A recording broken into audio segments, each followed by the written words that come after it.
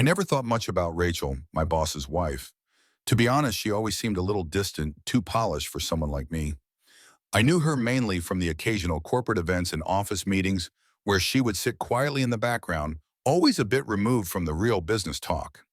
But one afternoon, everything changed. It was one of those typical office days, the kind that blends into each other when time just seems to drag on. I was stuck in a meeting trying to keep up with a project that seemed to be getting more complicated by the minute. After the meeting wrapped up, I headed to the break room to grab some coffee. As I walked in, I almost didn't notice her standing by the window staring out into the street. Rachel. She turned when she heard the door open and gave me a small, almost apologetic smile. She was dressed in a simple black dress that in any other situation would have looked understated, but on her, it looked effortlessly elegant. The kind of elegance you can't fake. Evan, right? She said, her voice softer than I expected. Yeah, that's me. I nodded awkwardly, not really sure why she was speaking to me. Can I help you with something? I just wanted to thank you, she said, her tone casual, for your help with the proposal for Mr. Carter's project. He didn't mention it, but I heard it went well. I was surprised. Mr. Carter, my boss, didn't often acknowledge anyone's work unless it directly benefited him. But Rachel seemed to have a different view. Oh, it was no big deal, I replied, scratching the back of my neck, suddenly self-conscious. She smiled again, but there was something behind her eyes, something tired, something that suggested she wasn't just making small talk. I know it must be a bit odd seeing me here like this, but you're one of the few who actually seem to care about the work, she said, glancing around almost as if to make sure no one else was listening. I blinked, unsure how to respond. Most people didn't pay much attention to her, let alone talk to her like this, but her words struck me. There was a vulnerability in her voice that made me uncomfortable, yet curious. Well, I'm glad it was helpful. I don't really know how else to explain it, I said, trying to brush off the awkwardness. She tilted her head slightly, her eyes locking with mine. You know, Evan, it's rare to meet someone who doesn't just see me as Mr. Carter's wife. I appreciate that. Her words caught me off guard, but before I could respond, she glanced down at her phone, checking the time. Anyway, I've got to get going. Just thought I'd say that. I don't get many genuine conversations these days, she added, almost as if it were an afterthought. I watched as she turned to leave, then hesitated. Something about the way she said that last part lingered in my mind. As the door closed behind her, I stood there unsure of what had just happened. Rachel, quiet, reserved, and always in the background, had just opened up to me in a way I wasn't expecting. I thought about it for the rest of the day, my mind replaying her words over and over. It was strange, but I couldn't shake the feeling that there was more to her than I'd ever realized. That maybe she was someone I'd like to get to know better. Little did I know that small conversation would set things into motion in a way I never could have anticipated. It's strange how quickly the lines between work and personal life can blur, especially when something unexpected happens.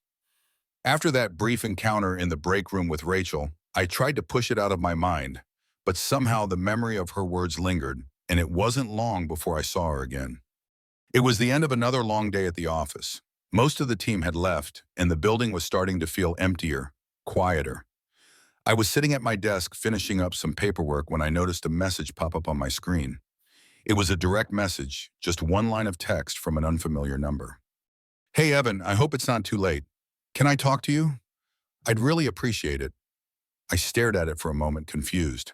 I hadn't given Rachel my personal number. There was no reason she should have it, but then I remembered the office directory. Maybe she'd found it there. I wasn't sure why she would be contacting me, but there was something in the message that made me hesitate.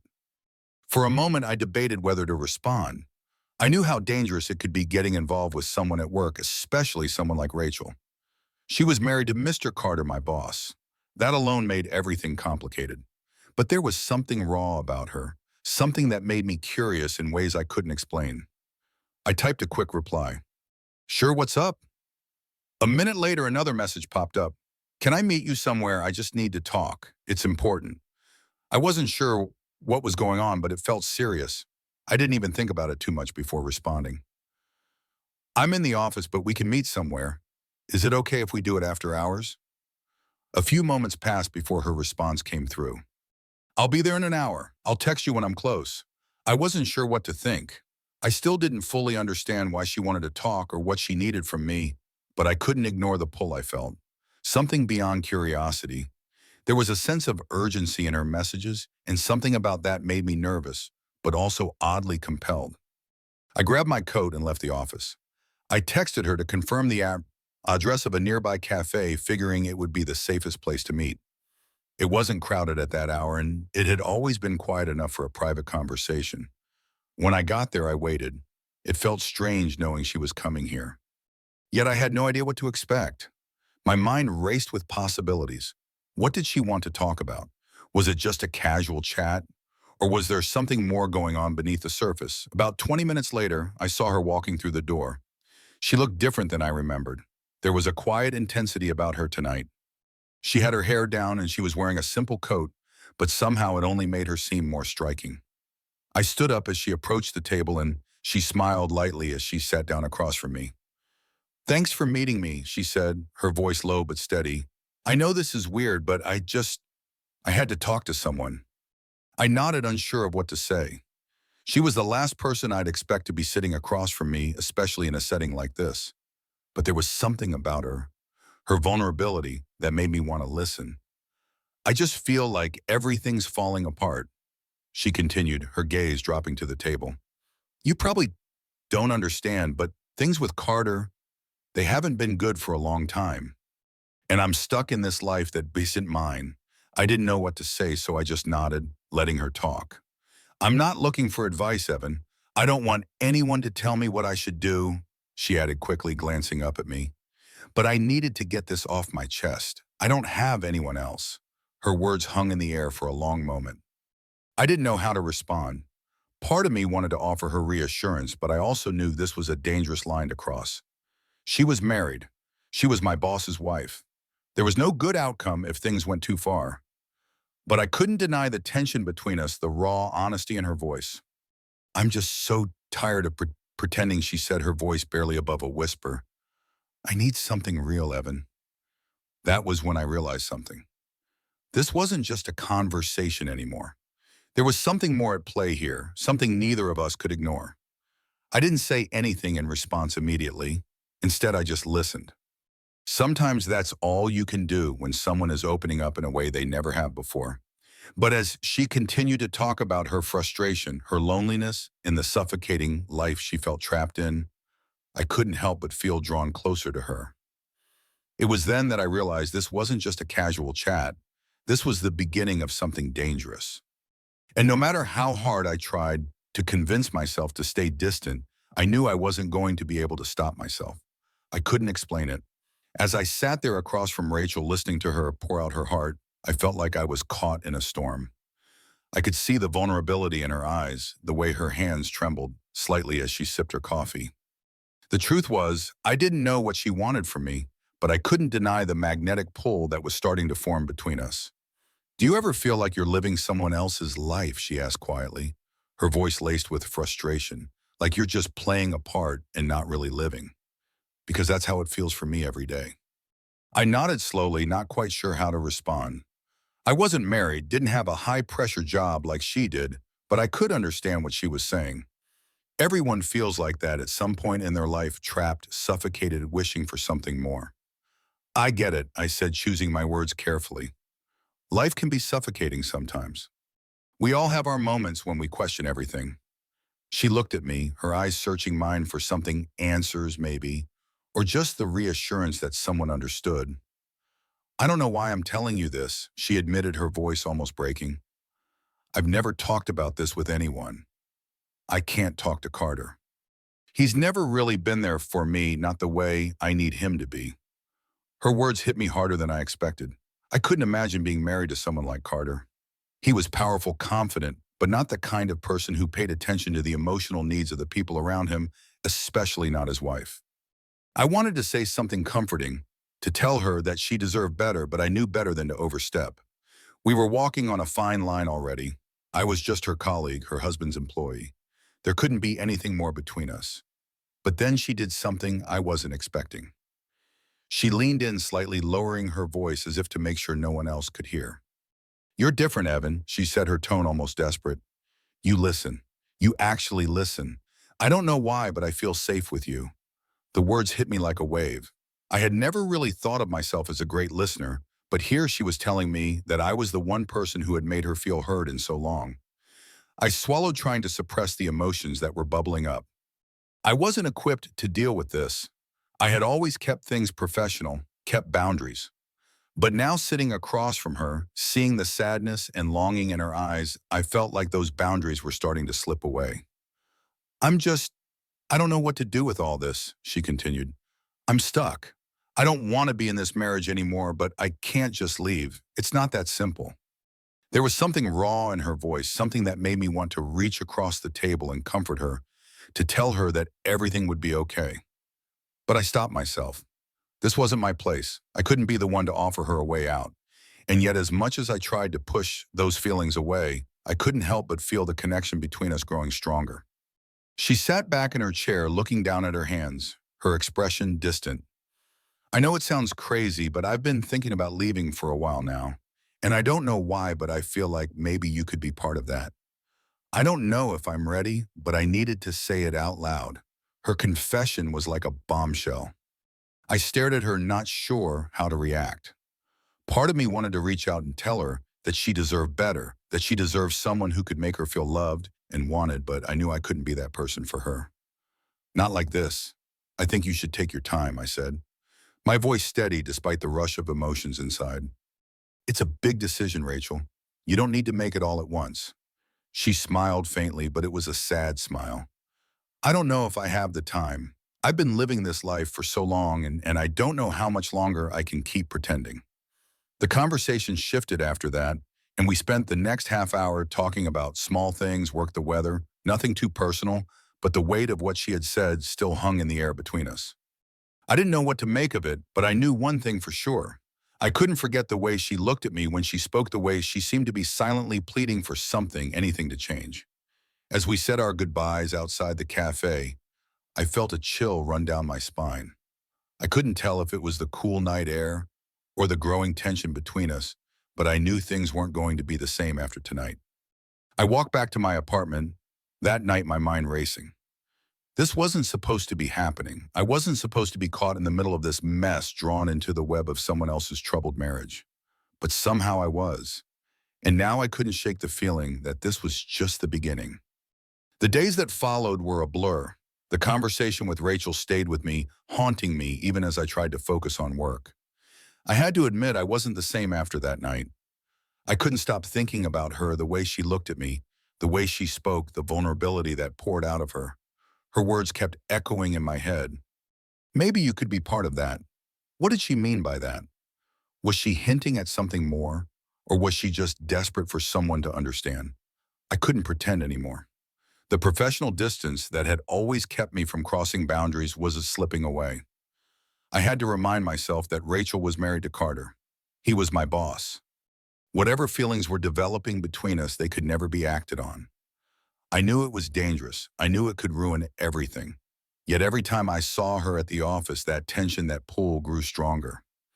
It was a Thursday afternoon when I got the text from her. It was a simple message. Can we meet again? I need to talk. I didn't think twice. I responded quickly, saying I'd be free that evening.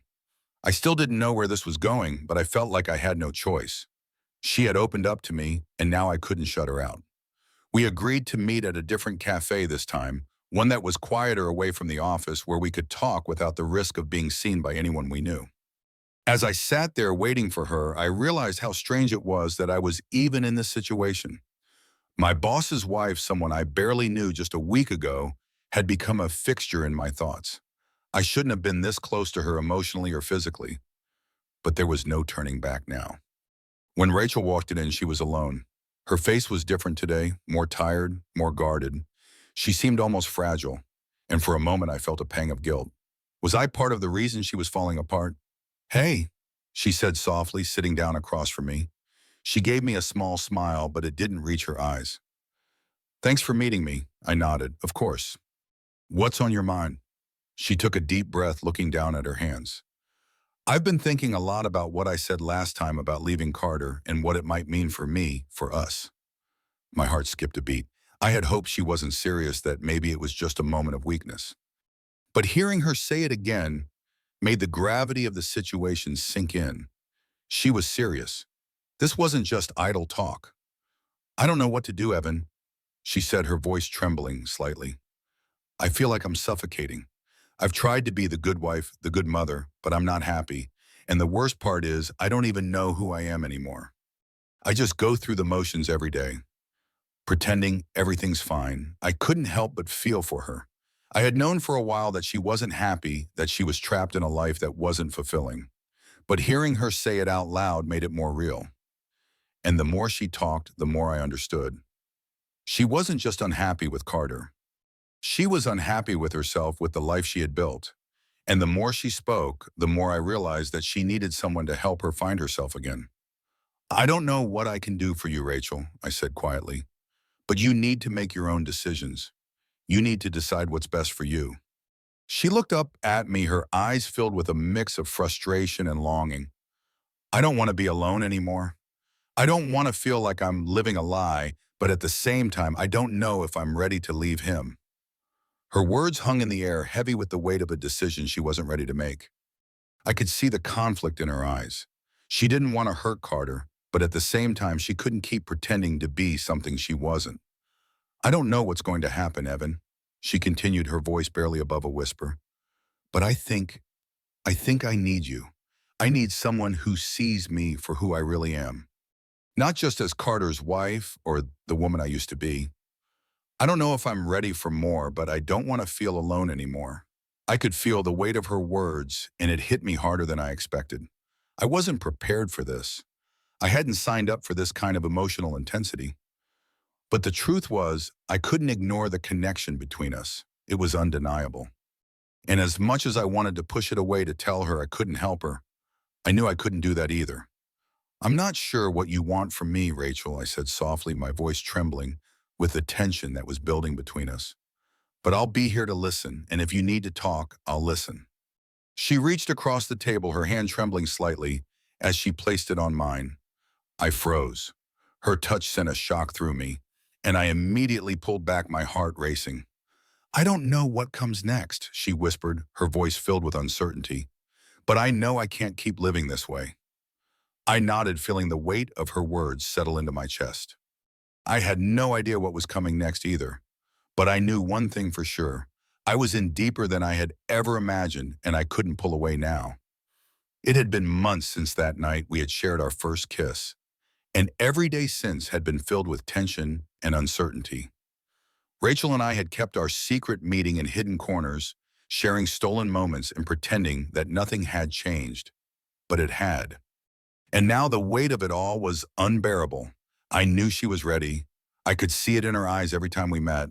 The guilt, the fear, but also the longing for something more, something real, something we could both have without the walls and lies that had kept us apart. And finally, I knew it was time to make the choice. We couldn't keep living in the shadows. Tonight was the night. I sent her a message earlier, telling her I needed to see her. My heart raced as I waited for her reply. She knew what was coming. I could tell from her short response, "I'll be there in an hour." I didn't know what to expect when she arrived, but as soon as she stepped through the door, I saw the resolution in her eyes. The decision had been made. I wasn't sure where we would go from here, but I knew one thing: we were no longer going to hide. "Evan," she said softly, her voice filled with emotion, "I've made up my mind. I'm leaving him." I felt a rush of relief, but also fear. This wasn't going to be easy. It wasn't going to be some perfect fairy tale where everything fell into place. But it was real. It was our choice. We were choosing each other, choosing a life together, benign if it meant leaving everything behind. "Are you sure?" I asked, my voice barely a whisper. I needed to hear her say it. I needed to know that this was her decision, not just a desperate escape. "I'm sure," she replied, taking a step closer to me. "I can't live a lie anymore. I can't stay with someone who doesn't understand me, someone who doesn't love me the way you do. I've been miserable for so long, and I'm done with it. I want to be with you, Evan. I want a future with you." Her words were like a weight lifted from my chest. I stepped forward, taking her hands in mine. "I want that too, Rachel. But it's not going to be easy. We have to be ready for what's coming. It's not just about us. It's about everything we're leaving behind. She nodded, tears glistening in her eyes. I know, but we can't keep pretending. We can't keep living in fear of what might happen. I've made my decision, and I'm ready to face whatever comes next. We stood there for a moment, the silence between us heavy but comforting. I had never been so sure of anything in my life. I had known for a long time that we were meant to be together. But now, with her standing here ready to take that step, it felt real. We had a future ahead of us, one that didn't involve hiding, one that didn't involve lies. I'll help you, I said, my voice firm. We'll figure it out. We'll leave together and we'll build something new. No more secrets. No more lies. Rachel smiled through her tears. Thank you, she whispered. We spent the next few hours packing her things, making arrangements, and talking about what our life would look like once we left. It was scary. It was uncertain, but it was ours, and that was enough. By morning, everything was set. We had rented a car and planned to drive to a small town far away from the life we had known. It wasn't glamorous. It wasn't perfect, but it was a fresh start. It was the first day of the rest of our lives. As we stood at the door ready to leave, I looked at Rachel one last time, and I knew without a doubt that this was the right decision. We were finally free. She smiled her hand in mine. Let's go, she said softly, her voice full of hope. And together we walked out the door, ready to begin our new life. No more secrets, no more lies, just us facing the future together. And for the first time in a long time, I felt truly happy. 3 years had passed since that fateful night when Rachel and I made the decision to leave behind the lies we knew to build something new. It hadn't been easy, but it had been worth every struggle, every sacrifice. The road to happiness hadn't been smooth, but it had led us here to a small house on the outskirts of a quiet town where no one knew our names. And that was exactly how we wanted it. I woke up early that morning, the sound of birds chirping outside signaling the beginning of another day. It was a Sunday and the house was still quiet. I lay there for a moment listening to the peaceful silence before I felt Rachel shift beside me. She was still asleep, her face calm and content, the way it had been for the past few years. I couldn't help but smile as I watched her. In the 3 years since we'd left everything behind, she had transformed. She was more relaxed, more herself than I had ever seen her. There was no longer the weight of guilt or fear in her eyes. The woman lying next to me was strong, confident, and happy, and I had helped her get there. The sound of our two sons running through the house broke the silence. Their laughter filled the air, pure and untainted by the world's harsh realities. Luke, our oldest at 5, and Jack, who was 3, were the light of our lives. They brought so much joy and chaos into our world, and every day felt like a gift. I glanced over at Rachel, who was slowly waking up, a soft smile spreading across her face as she heard the boys. Morning, she whispered, her voice still groggy, but filled with warmth. Morning, I replied, reaching over to pull her close. How'd you sleep like a rock, she said, settling into my arms. It's crazy how peaceful it is here. I still can't believe this is our life now. I know, I said, looking out the window at the sunlight streaming through the trees. It feels like a dream sometimes. A good dream, Rachel chuckled softly. A very good dream. We both lay there for a moment listening to our sons play in the other room. Then, as if on cue, Luke burst into the bedroom, followed closely by Jack. They climbed into the bed with us, their little feet kicking the covers as they snuggled in. Mommy, Daddy Luke shouted, his face lighting up with excitement. Can we go to the park today? Of course, Rachel replied, her smile widening. We'll go after breakfast. I leaned over and kissed both of them on the forehead. What about you, Jack? Do you want to go to the park too? Jack nodded vigorously, his chubby cheeks puffing out as he smiled. Park, we all laughed, and I couldn't help but feel overwhelmed with gratitude. This life, this family was everything I had ever wanted, and it was all real. We had worked hard to get here, to this place of peace and happiness. The decision to leave the past behind had been the right one, no matter how difficult it had been. As we made our way downstairs for breakfast, I took a moment to look around the small house we had made our home. It wasn't much, but it was ours. It was cozy, comfortable, and filled with memories. It was everything we needed. Rachel and I worked together to get the boys' breakfast ready, the familiar rhythm of our daily routine comforting in its simplicity. We talked about plans for the day, nothing big, just a trip to the park, maybe a quiet afternoon at home and some time to enjoy the simple pleasures of life. We were no longer living in the shadows, no longer burdened by the past. We had built a life from scratch, and it was exactly what we had wanted. As we ate breakfast, I thought back to the early days when everything had seemed so uncertain. When we had made that choice to leave everything behind and build something new, I never could have imagined this life. But here we were 3 years later, and it was more than I had ever dreamed possible. Rachel caught my eye across the table, and I could see the love and gratitude in her gaze. She reached over, squeezing my hand. "We did it, didn't we?" I smiled, squeezing her hand back. "Yeah, we did. We made it." Our sons continued to chatter away, oblivious to the weight of the journey we had taken to get here. But that was the beauty of it. They didn't need to know the struggles we had faced, the doubts we had overcome. All they needed to know was that they were loved and that their parents had made a choice to create a life of happiness for them. As the morning went on, we packed up for the park, the boys excited to be outside and explore. We spent the afternoon playing, laughing, and enjoying each other's company. The world outside was still full of challenges and uncertainties, but in that moment, none of that mattered. What mattered was that we were together. We had made it through the hard times, and now we had everything we needed. That evening, as we sat on the porch watching the sunset and listening to our boys play in the yard, I felt a sense of peace settle over me. This life we had built was real. We had each other. We had our family, and we had the future ahead of us. The past was behind us, and it had led us here to this perfect, imperfect life. I looked at Rachel one last time that evening as the sun dipped below the horizon, and I knew without a doubt that this was where we were meant to be. We had found our place in the world together, and for the first time in a long time, I felt completely at peace. We had made it, and now we were ready for whatever the future held. The story of Evan and Rachel is a powerful testament to the courage it takes to choose authenticity over a life of pretense.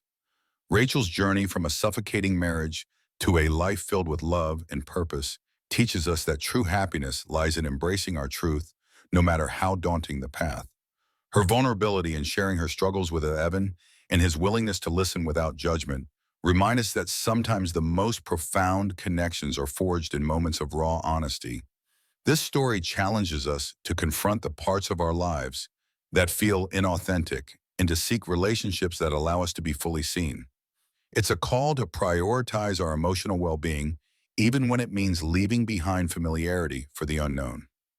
Evan and Rachel's leap into a new life, building a family grounded in love, shows that while the road to fulfillment is rarely easy, it's worth every step when it leads to a life that feels true. We all deserve to live without shadows, to find peace in being ourselves. What resonated with you in Evan and Rachel's story? Have you ever made a bold choice to pursue your truth? Share your reflections in the comments below. We'd love to hear your story.